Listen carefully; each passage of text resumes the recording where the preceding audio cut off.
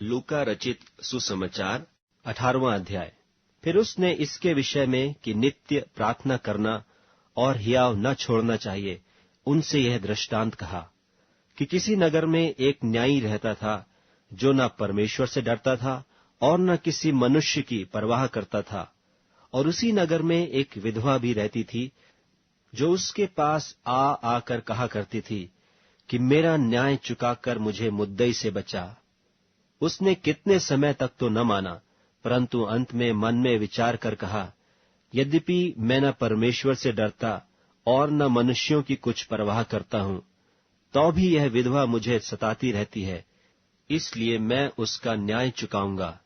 कहीं ऐसा न हो कि घड़ी घड़ी आकर अंत को मेरी नाक में दम करे। प्रभु ने कहा, सुनो कि यह अधर्मी न्यायी क्या कहता है। सो क्या परमेश्वर अपने चुने हुओं का न्याय न चुकाएगा, जो रात दिन उसकी दुहाई देते रहते? और क्या वह उनके विषय में देर करेगा? मैं तुमसे कहता हूं, वह तुरंत उनका न्याय चुकाएगा। तो भी मनुष्य का पुत्र जब आएगा, तो क्या वह पृथ्वी पर विश्वास पाएगा? और उसने कितनों से, जो अपने ऊपर भरोसा रखते थे कि हम धर्मी हैं और औरों को तुच्छ जानते थे, यह दृष्टांत कहा कि दो मनुष्य मंदिर में प्रार्थना करने के लिए गए। एक फरीसी था और दूसरा चुंगी लेने वाला।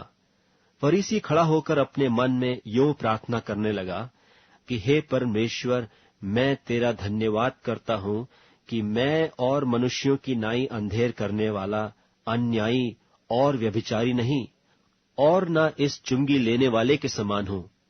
मैं सप्ताह में 2 बार उपवास करता हूं। मैं अपनी सब कमाई का 10वां अंश भी देता हूं। परंतु चुंगी लेने वाले ने दूर खड़े होकर स्वर्ग की ओर आंखें उठाना भी न चाहा, वरन अपनी छाती पीट पीट कर कहा, हे परमेश्वर, मुझ पापी पर दया कर।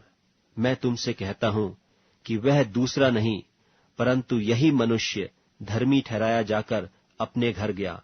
क्योंकि जो कोई अपने आप को बड़ा बनाएगा, वह छोटा किया जाएगा, और जो अपने आप को छोटा बनाएगा, वह बड़ा किया जाएगा। फिर लोग अपने बच्चों को भी उसके पास लाने लगे कि वह उन पर हाथ रखे, और चेलों ने देखकर उन्हें डांटा।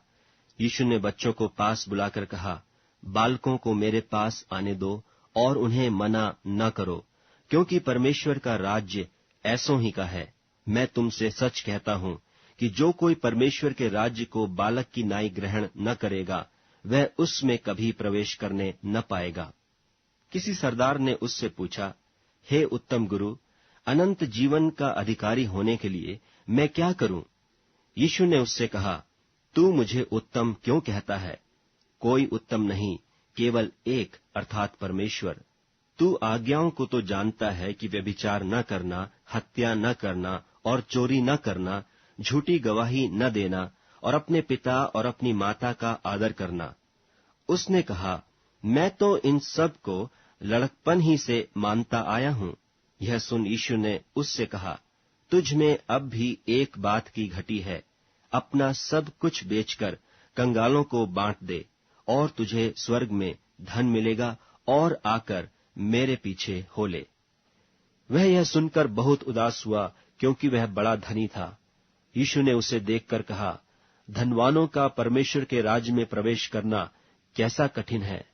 परमेश्वर के राज्य में धनवान के प्रवेश करने से ऊंट का सुई के नाके में से निकल जाना सहज है। और सुनने वालों ने कहा, तो फिर किसका उद्धार हो सकता है? उसने कहा, जो मनुष्य से नहीं हो सकता, वह परमेश्वर से हो सकता है। पतरस ने कहा, देख, हम तो घर बार छोड़कर तेरे पीछे हो लिए हैं। उसने उनसे कहा, मैं तुमसे सच कहता हूं कि ऐसा कोई नहीं जिसने परमेश्वर के राज्य के लिए घर या पत्नी या भाइयों या माता पिता या लड़के बालों को छोड़ दिया हो, और इस समय कई गुणा अधिक न पाए, और परलोक में अनंत जीवन। फिर उसने 12 को साथ लेकर उनसे कहा, देखो, हम यरूशलेम को जाते हैं, और जितनी बातें मनुष्य के पुत्र के लिए भविष्यद्वक्ताओं के द्वारा लिखी गई हैं, वे सब पूरी होंगी। क्योंकि वह अन्य जातियों के हाथ में सौंपा जाएगा, और वे उसे ठट्ठों में उड़ाएंगे और उसका अपमान करेंगे और उस पर थूकेंगे, और उसे कोड़े मारेंगे और घात करेंगे, और वह तीसरे दिन जी उठेगा। और उन्होंने इन बातों में से कोई बात न समझी, और यह बात उनसे छिपी रही, और जो कहा गया था वह उनकी समझ में न आया।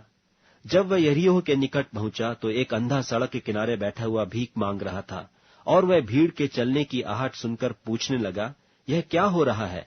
उन्होंने उसको बताया कि यीशु नासरी जा रहा है। तब उसने पुकार के कहा, हे यीशु, दाऊद की संतान, मुझ पर दया कर। जो आगे जाते थे वे उसे डांटने लगे कि चुप रहे, परंतु वह और भी चिल्लाने लगा कि हे दाऊद की संतान, मुझ पर दया कर। तब यीशु ने खड़े होकर आज्ञा दी कि उसे मेरे पास लाओ, और जब वह निकट आया तो उसने उससे यह पूछा, तू क्या चाहता है कि मैं तेरे लिए करूं? उसने कहा, हे प्रभु, यह कि मैं देखने लगूं। यीशु ने उससे कहा, देखने लग, तेरे विश्वास ने तुझे अच्छा कर दिया है। और वह तुरंत देखने लगा और परमेश्वर की बड़ाई करता हुआ उसके पीछे हो लिया, और सब लोगों ने देखकर परमेश्वर की स्तुति की।